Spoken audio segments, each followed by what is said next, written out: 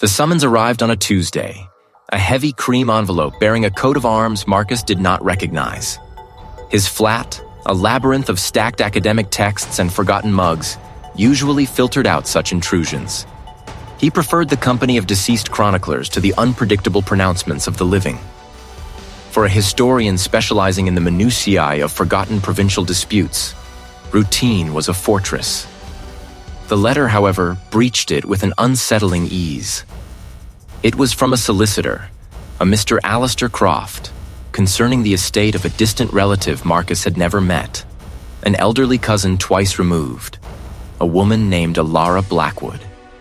The name itself felt like a brittle parchment, ancient and unyielding. The letter's contents were brief, formal, and utterly baffling. Marcus was the sole inheritor of Blackwood Manor. He reread the words, his brow furrowed. Blackwood Manor. The name resonated with a faint, unsettling echo in the periphery of his academic knowledge.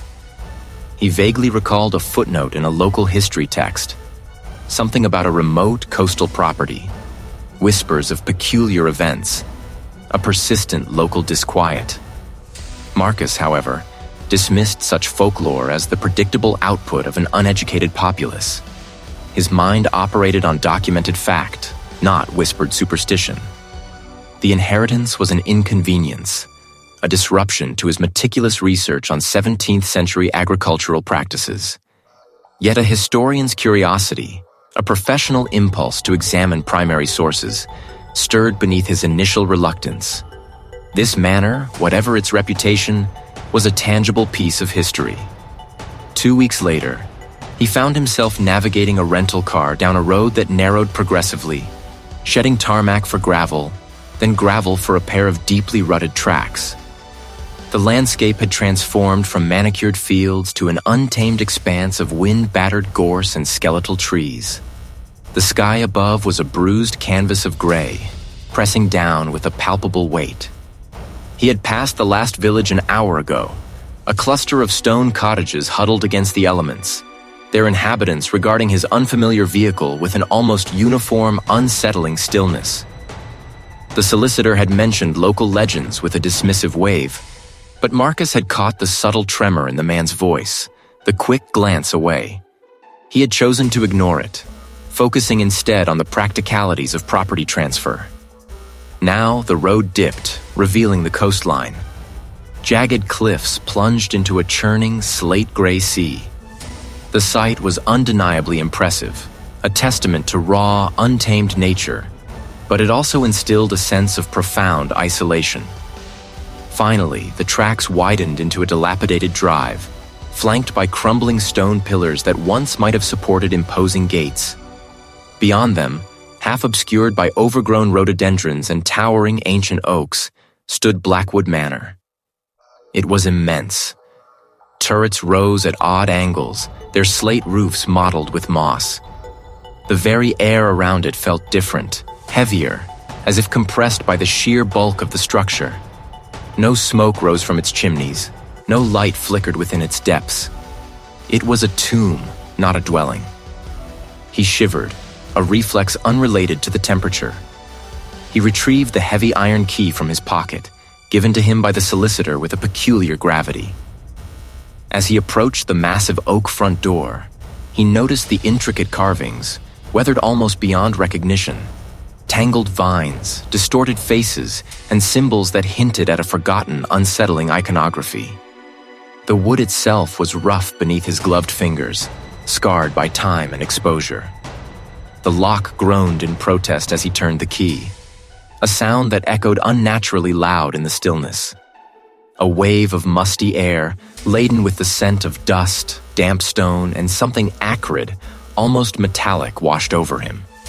He stepped across the threshold, his footsteps echoing on unseen flagstones. The grand hall was a cavernous space, its ceiling lost in the gloom. Strips of canvas covered what he presumed were pieces of furniture, giving them the appearance of shrouded figures.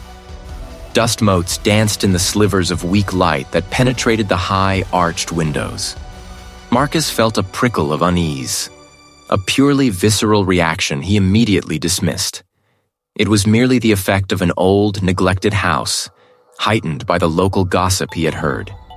His mind, trained in the dissection of historical narratives, sought logical explanations. This was a structure, a collection of inert materials, nothing more.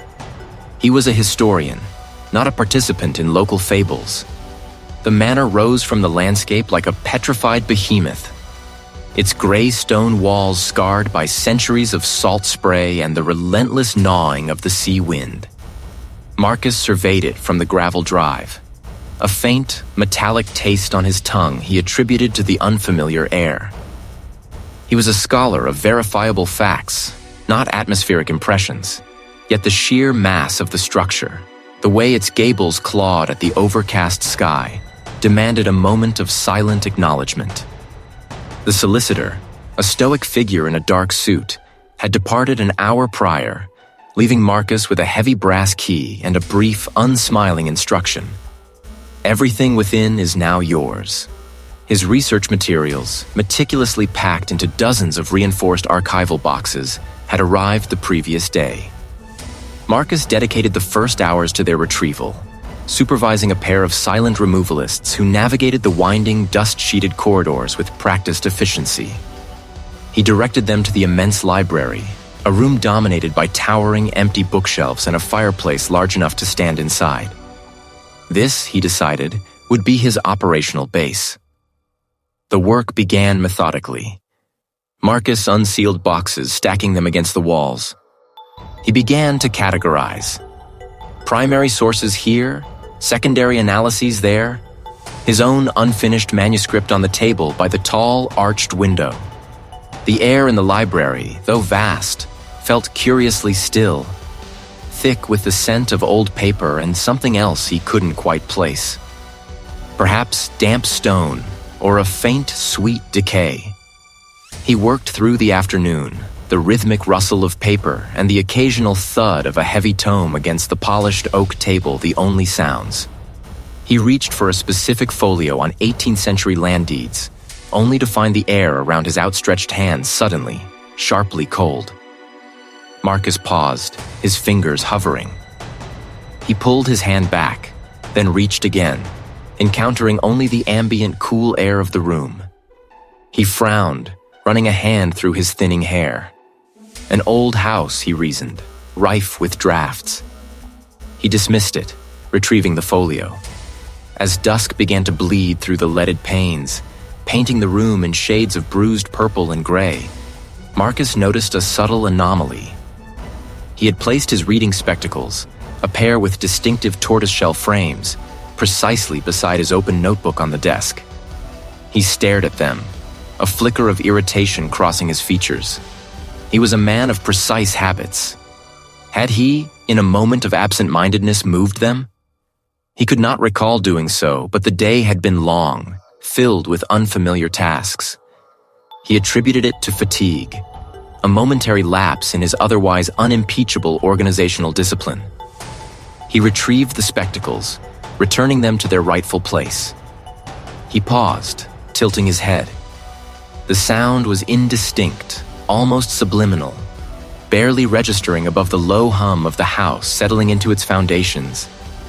It seemed to emanate from the far end of the library, near the door leading to a disused conservatory. He listened intently, but it did not repeat. The wind, he concluded, rattling a loose pane somewhere.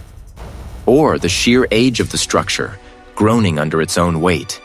He made a mental note to inspect the window fastenings tomorrow. His search for a particular volume on local maritime history led him to a section of the library he hadn't yet explored. Curiosity, a professional reflex, compelled him. He remembered a small, ornate key among the assortment the solicitor had given him. After a brief search, he found it. The lock clicked open with a satisfying thud. Inside, nestled amongst faded maps and brittle, unbound pamphlets, lay a leather-bound journal. Its cover was unadorned, save for a faint, almost invisible impression of a crest similar to the one on his summons. He opened it carefully. The script was elegant, florid, but the ink had faded to a sepia tone.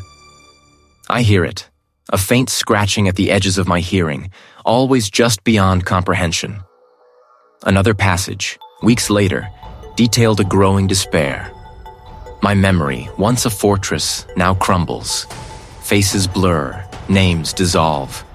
Even the path to the coastal caves, once so clear, now seems a labyrinth. Marcus read these lines with a detached academic interest. The previous owner, he surmised, was clearly a person of a melancholic temperament, prone to dramatic introspection. The references to a breathing house and memory loss were surely metaphors for depression or perhaps the early stages of cognitive decline. Many historical figures, particularly those isolated in grand old houses, developed eccentricities. He found another, smaller notebook tucked beneath the first. This one, dated a century later, was less poetic, more frantic. It demands. It feeds. I see them, the others, their despair a palpable fog. The author then described an increasing disorientation, a sensation of time blurring, of waking in rooms he didn't remember entering. The solicitor visited today. He spoke of my delusions. They do not understand. No one understands what this place is. Marcus closed the journal, a faint residue of dust clinging to his fingertips. He placed it carefully on the desk. The entries were certainly vivid, bordering on the theatrical.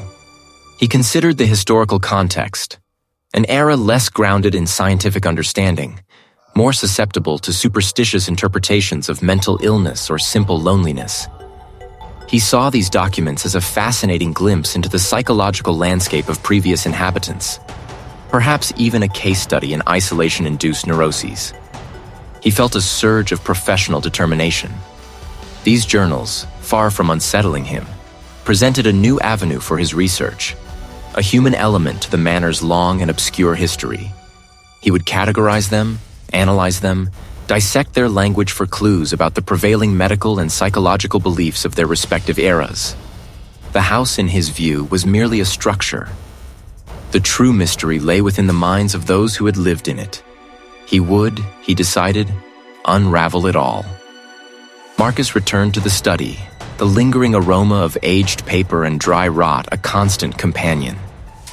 He arranged the next stack of documents. Ledgers from the late 18th century, a handful of personal letters penned on brittle parchment, and a local gazetteer detailing property ownership. His earlier dismissal of the journal entries as mere florid superstition felt less assured now. He uncapped his pen, the scratching sound loud in the quiet room. A subtle draft, colder than the ambient air, brushed against his neck, despite the sealed windows. He paused, scanning the room. Nothing. The heavy velvet curtains hung motionless. He attributed it to the ancient structure's inherent thermal irregularities. Yet a faint, rustling whisper seemed to brush past his ear, too indistinct to form words, too present to be ignored. He frowned, turning his head sharply. The sound vanished. His hand tightened on the pen. He was alone. The house was settling, as old houses did. Hours passed. Eleanor Blackwood, dated 1887. Her early correspondence spoke of the manor's grandeur, its isolation a balm. Later letters, however, grew erratic. As he deciphered her increasingly frantic script, a movement at the edge of his vision registered. Marcus snapped his gaze to the spot. Only the familiar static presence of the antique furniture. He blinked, rubbing his eyes. Fatigue, he concluded. The strain of deciphering antiquated handwriting in poor light. Sleep offered no respite. He would awaken abruptly, his breath catching, a phantom weight pressing on his chest. The dreams themselves were rarely coherent narratives. Instead, they were sensory assaults. The pervasive smell of damp earth and something acrid, a persistent low hum that vibrated through his bones, and the sensation of being watched from the periphery of a vast echoing space. He observed his own disrupted REM cycles with a detached, clinical interest, even as the exhaustion began to fray his composure. During the days, his research deepened. He moved from personal letters to official records, piecing together a grim tableau. The pattern was undeniable, a mosaic of despair and dissolution. Mr. Alistair Finch, owner in 1762, found drowned in a shallow pond on the estate, ruled an accident, but local reports hinted at a profound melancholia in his final weeks. Silas Croft, documented in a parish register from 1903 as having vanished without trace after being employed at the manor for a mere 6 months. His last known location was said to be near the coastal caves that scarred the cliffs below the property. The entry noted a strange, unnatural fog that had rolled in that day, thicker than any seen before or since. Each account, isolated at first, now connected, forming a disturbing lineage. Madness, disappearance, suicide. Always linked to prolonged residence, always preceded by a distinct shift in temperament, a retreat from the world. He was living in a house with a demonstrable history of consuming its inhabitants, not just their wealth, but their very minds. He closed a brittle newspaper clipping, the rustle loud in the quiet study. He couldn't distinguish words, but the cadence was there. A low, guttural murmur that pulsed with an almost predatory rhythm. He sat motionless, pen poised above a blank page, listening. His analytical mind strained to find a rational explanation. Old pipes, structural stresses, the wind. He was no longer merely observing history. He was becoming part of it. His earlier dismissals of local folklore felt distant, but his resolve to uncover the manor's true secular history remained firm. He cleared his throat, a small, unnecessary sound in the oppressive silence, and picked up the first ledger. The script was elegant, faded ink on yellowed pages. It detailed expenses, repairs to the roof, purchase of livestock, wages for staff. Mundane, exactly as he expected. He traced a finger along an entry for lamp oil, 2 gallons. A faint chill, not from any discernible draft, prickled the hairs on his arms. The air in the study thickened, becoming strangely viscous, as if a presence had just exhaled. It was nothing, he told himself, merely the house settling or his own imagination. The mind played tricks in old, quiet places. He returned to the ledger, flipping pages until an anomaly caught his eye. A sudden, acrid scent of brine and damp earth, impossible within the confines of the study, filled his nostrils. He flinched, pulling back from the ledger. Then the room shifted. Not physically, but in his perception. The walls seemed to waver, the wallpaper's floral pattern dissolving into a swirling gray mist. A guttural cry, raw with despair, echoed from the very stone. He was no longer in the study. He was on a narrow, uneven path, the air thick with the spray of an unseen sea. The wind whipped at his face, carrying the metallic tang of blood. Below, jagged rocks clawed at the churning gray water. A woman's scream, high-pitched and desperate, tore through the roar of the surf. The vision dissolved as abruptly as it began. Marcus gasped, clutching the edge of the heavy oak desk, his knuckles white. The study was back, solid and still, the scent of dust and paper once more dominant. But the faint smell of salt and decay lingered at the back of his throat, and his hands were clammy. He shook his head, pressing the heels of his palms into his eyes. Hallucinations, fatigue, the stress of the inheritance. He tried to rationalize, to anchor himself in the tangible present. He forced himself to pick up a personal letter, hoping its intimate details might ground him. It was dated 1792, penned by a woman named Eleanor. It was a pressure, subtle at first, then insistent, against his temples. A feeling of being observed, not by human eyes, but by something vast and ancient. The words on the page seemed to blur, Eleanor's anxieties merging with his own burgeoning unease. It was as if the house itself was listening, sifting through his skepticism, weighing his resistance. He could almost hear a low hum, a resonant vibration emanating from the very floorboards beneath his feet, through the chair, into his bones. It was a hungry sound, a patient, ancient hum. Marcus rose, the ledger and letter falling unheeded to the desk. Was that despair his own, or an echo from the coastal caves? The carefully constructed walls of his skepticism began to crumble. This was not a draft, not fatigue, not mere imagination. The house was not merely old, it was alive, and it was remembering. The study, once a bastion of academic pursuit, now felt like the antechamber to an endless, echoing nightmare. His earlier dismissal of the manor's local reputation had been firm, rooted in an academic skepticism. Now a subtle shift had occurred. The skepticism remained, but it was overlaid with a peculiar, almost gravitational pull, an insistent curiosity that felt less like his own intellectual drive and more like an external pressure. He had intended to drive into the nearest village that morning for fresh provisions. The larder was dwindling, and the silence of the manor, once a balm, had begun to acquire a certain weight, a density that pressed in on his ears. He walked to the front door, his hand reaching for the heavy iron latch, but then he hesitated.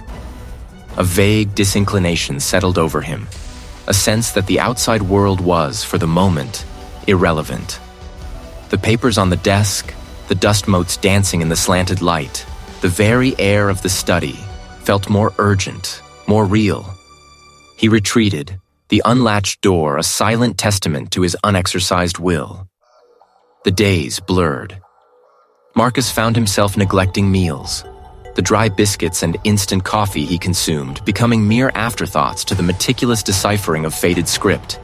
He showered less frequently, the idea of peeling away the grime of the house, even for a moment, feeling like a disruption to a delicate process. His beard grew, a rough, dark patch against his pallid skin. Sleep, when it came, was shallow, filled with fragmented images of long-dead faces peering from the periphery of his awareness, their expressions a mixture of resignation and a profound, silent hunger.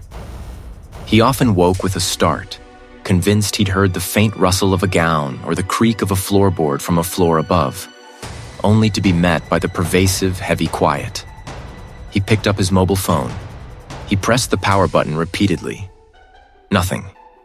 He found the charger, plugged it into the wall socket in the study. No indicator light. He tried another socket, then another. The phone remained inert, a sleek, useless rectangle of plastic and glass. It was merely a dead battery, an old phone. He would deal with it later. The ledgers beckoned. A week later, the village postman, a stout individual with a perpetually worried expression, left a small parcel on the porch. Marcus had seen the man approach through the study window, his footsteps crunching on the gravel drive. He had watched the man place the package, then turn and walk back to his small van without even glancing at the house's imposing facade. He did not retrieve the parcel. It remained on the porch, a foreign object against the weathered stone. A small, forgotten bridge to a world that seemed to be receding. Event. One afternoon, while transcribing a particularly faded entry from a ledger detailing the manor's construction costs, Marcus experienced a profound dislocation. He was reading about a specific shipment of stone from a quarry near the coastal caves, a detail that struck him as odd, given the local limestone was plentiful.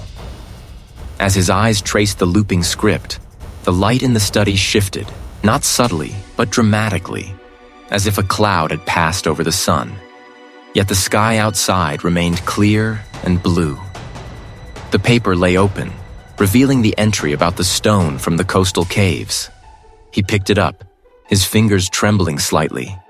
The house was not merely old. It was a receptacle, a vast, porous vessel for emotions, for past lives. Reveal discovery. He returned to the Gazetteer, flipping through the brittle pages. The Gazetteer, which detailed property ownership and significant local events, contained numerous terse entries regarding the manor's former inhabitants. Not just deaths, which were common enough, but sudden, unexplained disappearances or profound mental declines. The proprietor, Mr. Alistair Finch, departed without trace, 1792. Lady Eleanor Blackwood, confined to Hymn Chambers, 1837, exhibiting severe melancholia and delusions of being consumed. The entire family of the Reverend Silas Croft vanished. 1889, leaving all possessions intact. Marcus noted the recurring phrase, leaving all possessions intact.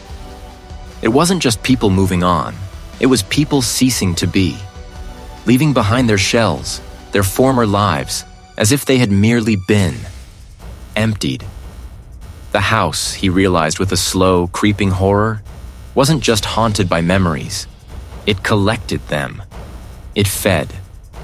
And he, Marcus, determined historian, was now its current captive meal. He was tired. His earlier disquiet had receded, replaced by the historian's familiar hunger for discovery.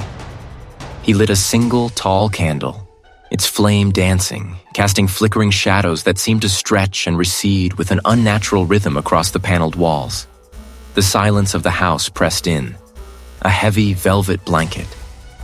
He pulled a ledger closer, its leather binding cracked and flaking.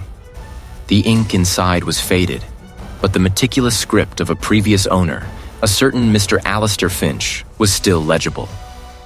Finch had detailed expenses, harvests, and local occurrences with a dry, almost clinical precision.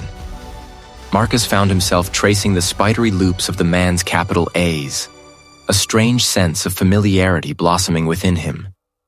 It was a fleeting sensation, dismissed as the natural empathy of a scholar connecting with his subject. He saw in his mind's eye the frosted breath of the stable boy, the crunch of snow under heavy boots, the precise way the ice formed intricate patterns on the window panes. He felt the gnawing hunger that winter, the fear of dwindling stores. He frowned, shaking his head. These were not his memories. He had never experienced such a winter here, yet the vividness was unnerving, a sensation of recollection rather than mere imagination. He pushed the ledger away, picking up a personal letter instead. It was addressed to Finch from a distant relative, discussing a boundary dispute involving the estate. As Marcus read, a sudden sharp indignation flared within him. How dare they question the deed? The land has been ours for generations. The thought was so clear, so immediate, that he paused, his breath catching. Ours. He was Marcus, the historian, the inheritor, not Alistair Finch. Yet, the possessiveness felt authentic, a deep-seated grievance. He stared at the letter, then at his own hand, a tremor running through his fingers. He stood, needing to clear his head, but the study felt different. The tall, narrow bookshelf that usually stood by the fireplace now seemed to be against the far wall, where the globe had been. He blinked, rubbing his eyes. No, that was impossible. He knew this room. He'd spent weeks in it. He walked to the fireplace, then turned. The bookshelf was back in its original place, the globe where it belonged. A trick of the flickering light, he told himself. Or perhaps his mind playing games after hours of intense concentration. He needed air, a change of scenery. He decided to walk the perimeter of the manor, a routine he had established to maintain some semblance of order in his days. He left the study, stepping into the main hall. The grand staircase, usually directly ahead, now seemed further to the left, its banister curving differently. The light from the arched window at the landing, typically a pale blue at this hour, was instead a murky green, as if filtered through stagnant water. He hesitated, his heart beginning a slow, heavy thud. He reached for the heavy oak front door, his hand finding only a smooth, unbroken expanse of wall where the doorframe should have been.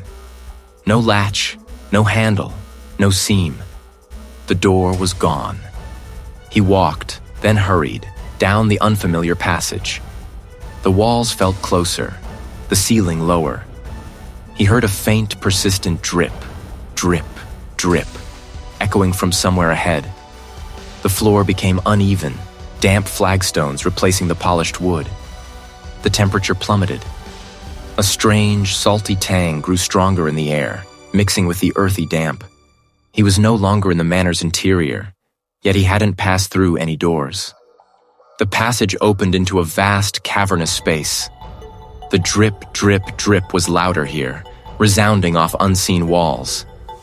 The air was thick with the brine of the sea, the roar of waves distant but unmistakable. Above him, a jagged opening in the rock ceiling offered a glimpse of a bruised twilight sky. He was in the coastal caves. He had never even found the path from the manor. Yet here he was, inexplicably, irrevocably. He looked back, expecting to see the manor's corridor, but there was only a solid wall of ancient, damp rock. He was trapped. The realization settled over him with a suffocating weight. He was no longer just confused. He was profoundly lost, both geographically and internally. You belong here. You always have. The words echoed, not in the cave, but in the labyrinth of his own dissolving consciousness. He was Marcus, he insisted silently. But the conviction was brittle, already fracturing. His earlier disquietude, though temporarily dulled by his pursuit of a logical explanation, had begun to resurface. The chill in the manor felt more pervasive, a silent, creeping presence rather than a mere draft. He opened the first ledger. Its pages, stiff and yellowed, chronicled household expenses. Most entries were mundane: provisions, repairs, wages for staff. But interspersed among the predictable outlays, Marcus noticed a pattern. Every few years, entries for special provisions or supplemental stores appeared, always for disproportionately large sums, yet without any corresponding increase in staff or documented events that would necessitate such expenditure. These entries were often followed by periods of unusual quiet in the records. Fewer guests, fewer services, almost as if the house itself had entered a dormant state. He moved to the letters, carefully unfolding the fragile sheets.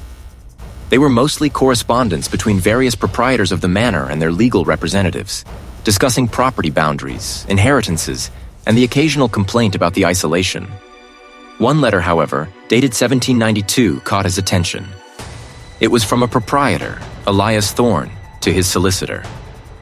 Thorne wrote of the increasing demands of the estate and the peculiar hunger that must be appeased. He described a deepening lassitude, a fading of the self, which he attributed to the sacrifices required to maintain the prosperity of Blackwood. Marcus frowned, tracing the spidery script. Peculiar hunger? Sacrifices? The language was too poetic, too abstract for a simple property owner discussing finances. A subtle shift in the air, a drop in temperature that felt localized, made the hairs on Marcus's arms prickle. He glanced up, but the study remained unchanged, bathed in the dim light of the overhead lamp. He dismissed it as an old house settling. He found another letter, this one from Thorne's wife to her sister, written a few months later. Her hand was less steady, the ink smudged in places. She spoke of Elias's peculiar withdrawal, his waning vitality, and a growing fear that the house itself was consuming him. She wrote of a recurring dream, of roots twisting through the foundations, drawing sustenance from those within. Her last entry, a mere scrawl, mentioned a whisper from the coastal caves, a beckoning. The letter ended abruptly, mid-sentence. The coastal caves. The local legends spoke of strange lights, inexplicable disappearances, and a pervasive sense of wrongness emanating from that stretch of shoreline. He pushed the letters aside, his gaze falling upon the gazetteer. It listed the owners of Blackwood Manor through the centuries. He began cross-referencing names from the ledgers and letters. A pattern emerged, horrifying in its consistency. Many proprietors, particularly those who lived in the manor for extended periods, seemed to vanish from the historical record without a trace. Died under vague circumstances, often described as a rapid decline or a wasting sickness. Their tenures were often short, marked by initial prosperity, then a sudden, unexplained collapse. He remembered the previous proprietor, the reclusive scholar whose will had bequeathed the manor to Marcus. Marcus had attributed it to illness, to the rigors of an isolated life. Now a different explanation clawed at his mind. A low thrum vibrated through the floorboards, barely perceptible, like a distant, massive heart beating beneath the earth. The scent of damp earth and something acrid, almost metallic, permeated the study. Marcus's breath hitched. He wasn't imagining it. The house was alive. He pieced it together, the fragments clicking into a grotesque mosaic. The peculiar hunger, the sacrifices, the consuming house, the waning vitality, the roots drawing sustenance. It wasn't a metaphor. Blackwood Manor wasn't just old, wasn't just haunted. It was a predator. The house fed. It fed on the life force, the memories, the sanity of its inhabitants. It drew them in, slowly, subtly, like a parasitic plant, until nothing was left but a husk. The special provisions in the ledgers, the supplemental stores, they weren't for people. They were for it. For the manor itself, a record of its consumption, its growth. A sudden dizzying wave of exhaustion washed over Marcus. His thoughts, usually so sharp, felt sluggish, coated in a thick film. His own memories felt distant, like echoes in a vast, empty chamber. He was tired. So incredibly tired. The realization struck him with the force of a physical blow. He wasn't just studying its history, he was in its history. He was the next entry in its morbid ledger. He was its current preferred meal. The manor was not merely haunted, it was a sentient, malevolent entity. And it was feeding on him, slowly, inexorably, growing stronger with each stolen thought, each siphoned memory, each beat of his weakening heart. He was trapped, an offering laid out on a vast, ancient altar. He was alone, and the house was very, very hungry. Marcus stared at the ledger, the faint script blurring at the edges of his vision. The persistent hum beneath the surface of his thoughts, a low thrumming that had become a constant companion, intensified. The house had been working on him. He was forgetting small things. The exact shade of the sky this morning, the name of the last book he'd read for pleasure, the precise sequence of steps in his morning routine. A cold, sharp clarity pierced through the haze. This wasn't merely the slow decay of focus or the encroachment of stress. This was deliberate. The house was consuming him, meticulously flaying his consciousness, memory by memory. He gripped the edge of the heavy oak desk, knuckles white against the dark wood. A tremor ran through him, not of fear in its purest form, but of a fierce, desperate refusal. He would not surrender. His gaze swept over the towering shelves, the packed tables laden with the detritus of forgotten lives. Every document, every artifact, now seemed a potential weapon or a clue. He needed to find its core, its weakness.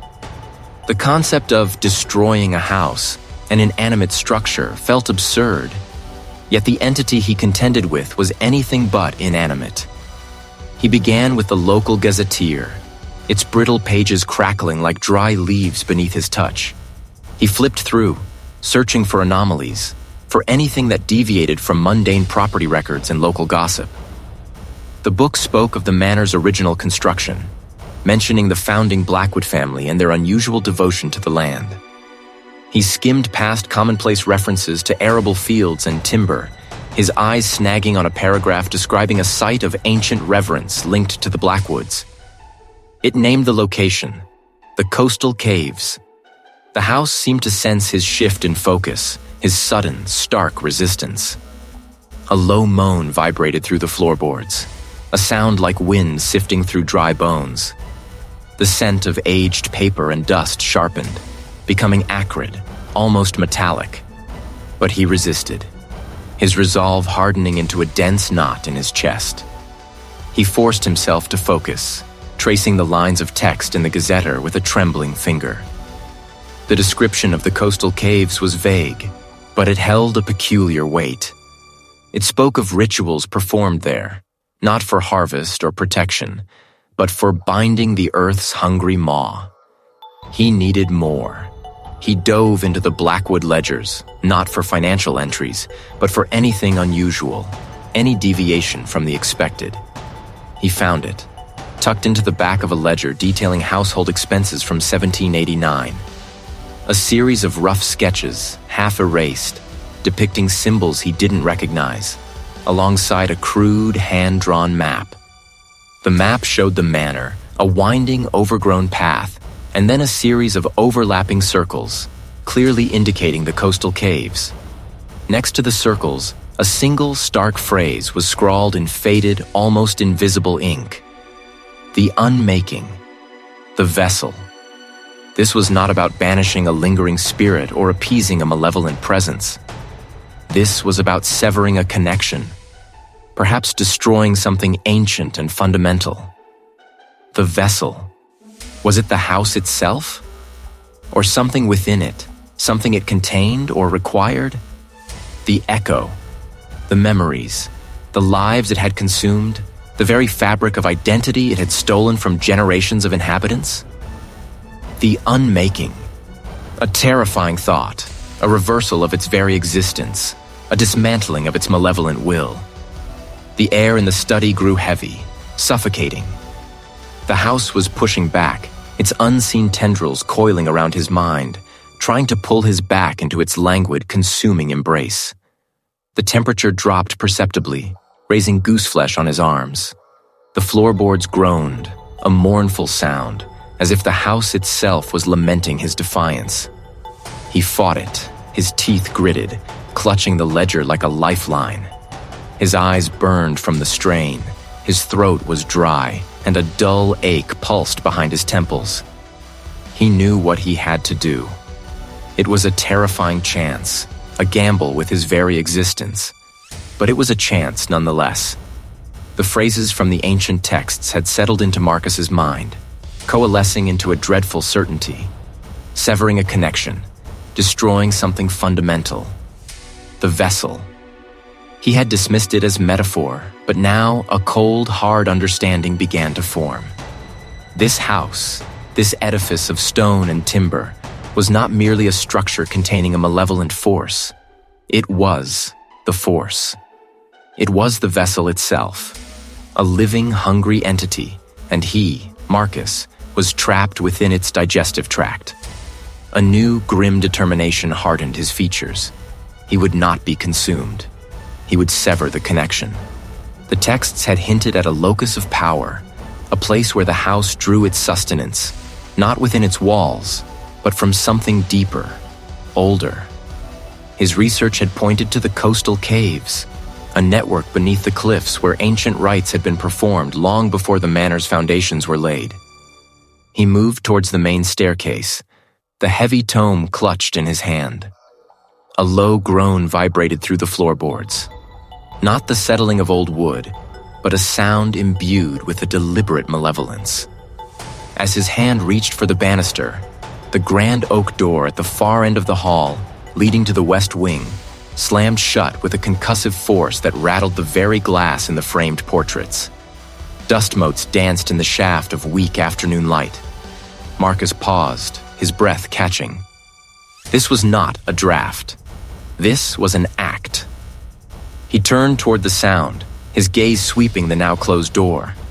No wind could have generated such power. He swallowed, the taste of dust and copper on his tongue.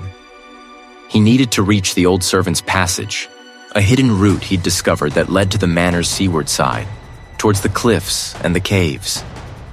He took another step.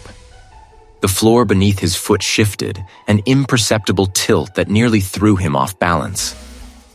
A faint, acrid smell, like damp earth and something metallic, filled his nostrils. He ignored it, pressing forward.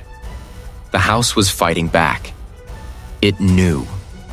The tapestry itself billowed, then seemed to ripple, the woven figures of hounds and deer stretching, their eyes appearing to follow him. He reached out to pull it aside, but his fingers met an unexpected resistance. The heavy fabric had somehow become taut, cemented to the wall. He tugged, grunting with effort, but it held fast. Frustration flared, quickly followed by a surge of primal fear. This was physical.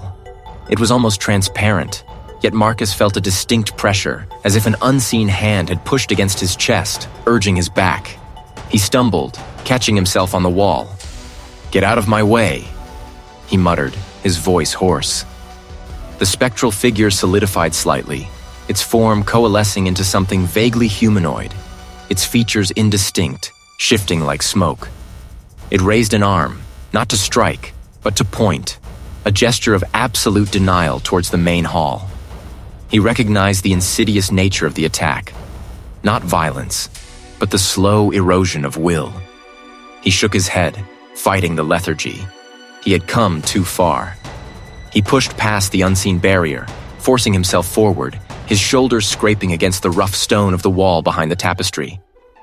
The figure hissed, a sound like dry leaves skittering across stone, and dissolved back into the fabric. The hidden door was now visible. He fumbled for the latch, his fingers numb. These were not his memories. These were the house's memories, the echoes of its past victims projected directly into his consciousness, designed to overwhelm him, to make him doubt his own reality. He saw himself, standing in a room that was not his, wearing clothes that were not his own face contorted into an expression of utter despair. The lines between his own identity and the identities of those long absorbed began to blur. He gasped, gripping the doorframe, fighting the nauseating swirl of identities. This was the house's true weapon, the consumption of self. It wasn't just about feeding on life force. It was about integrating, absorbing, making him another facet of its own malevolent consciousness. He had to reach the coastal caves. It was the only way to sever the connection, to break free before he became another forgotten whisper in the house's ancient, hungry walls. It was a living thing, and it was furious that its prey was fighting back. The vessel. Not a container, but the house itself, or rather its foundational core. It was a literal imperative, a desperate gamble for his very identity. He stood in the oppressive silence of the study, the faint scent of old paper and something metallic clinging to the air, a metallic tang that had grown stronger over recent days. His hands, though steady, felt cold, his knuckles white against the worn leather of the grimoire he still clutched. He had spent the last hours in a feverish reevaluation of the manor's structural plans, cross-referencing them with the obscure geological surveys he'd found hidden in a forgotten cabinet. Into it, reaching down to a specific geologically anomalous point beneath the estate, directly connecting to the vast network of the coastal caves. That was the root, the tendril burrowing into the earth, the true anchor of the entity. He had to go down. The descent began in the manor's deepest cellar, a place Marcus had always avoided. The air grew heavy, damp, and stagnant, pressing against his eardrums. The stone walls, thick with centuries of moisture, wept slowly, leaving slick trails that glistened in the beam of his powerful lantern. The house, he realized, was not just resisting, it was observing. A prickling sensation crawled across his scalp, a phantom touch, as if unseen eyes were scrutinizing his every move. He followed the faint, almost imperceptible drafts, the subtle shifts in the air pressure that hinted at deeper passages.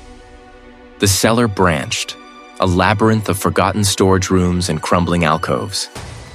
His focus remained singular, the path to the core. At last, behind a section of wall that appeared to be solid bedrock, he found it.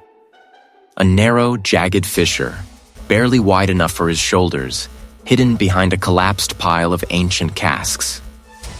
This was it, the threshold. He squeezed through the opening, scraping his shoulders against the rough, cold stone. The sound of dripping water intensified, echoing off unseen surfaces, creating a disorienting symphony of irregular rhythms. His breath plumed in the frigid air. This was not a man-made structure. This was the earth itself, carved by aeons of subterranean flow. He was in the coastal caves. The roar of the sea, muffled and deep, now resonated through the cavern, a constant low thrum that vibrated in his chest. He moved deeper into the cavern, his boots splashing in shallow pools of icy water. The air was thick with the scent of salt and damp earth, but also something else, something metallic and faintly sweet, like old blood mixed with iron.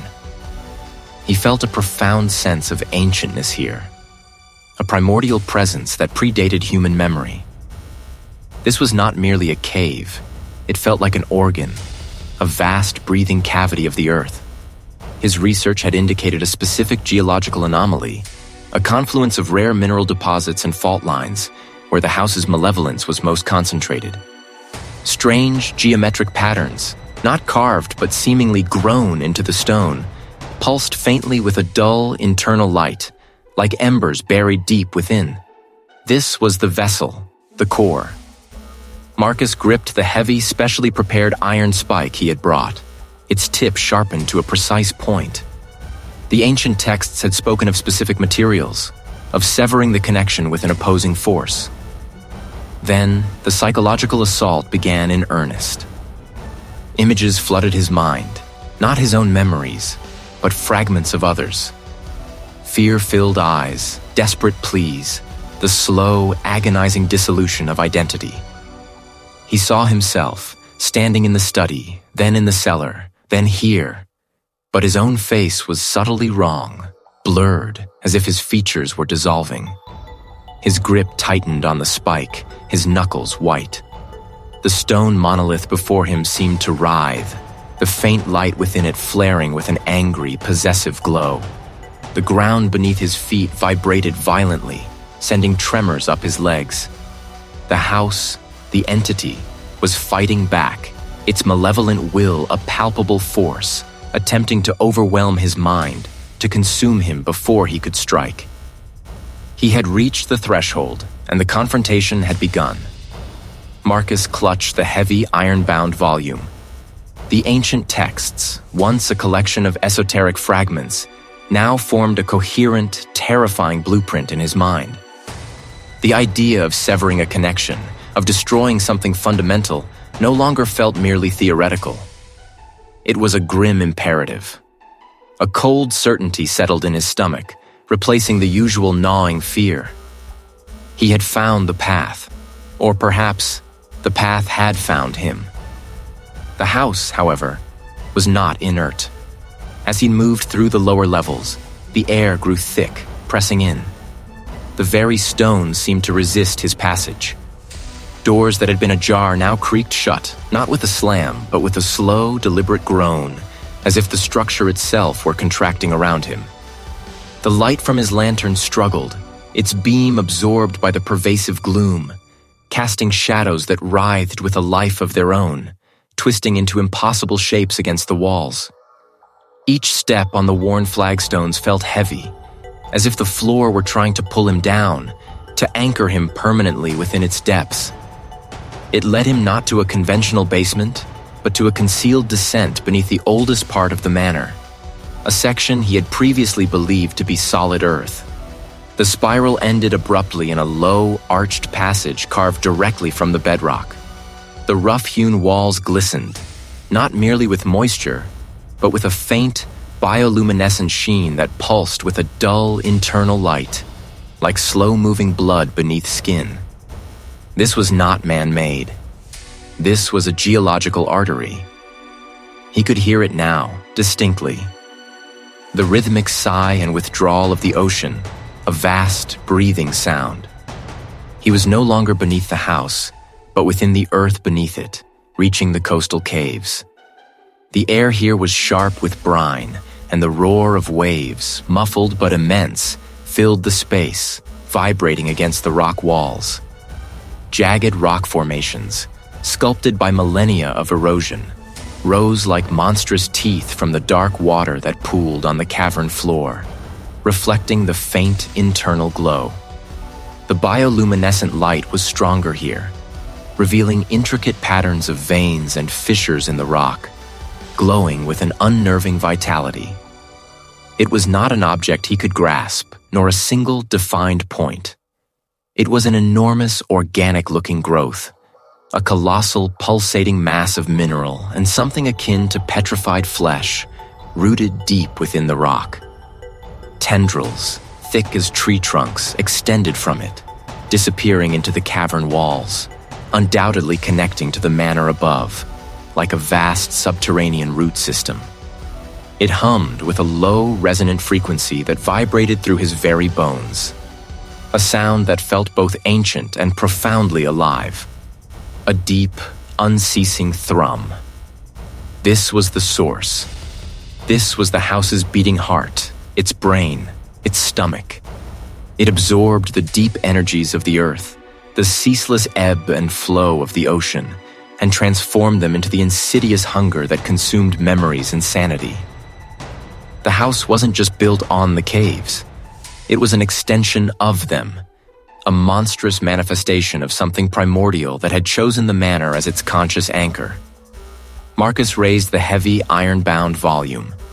The ancient texts spoke not of physical destruction, but of a severing, a disruption of the energy flow.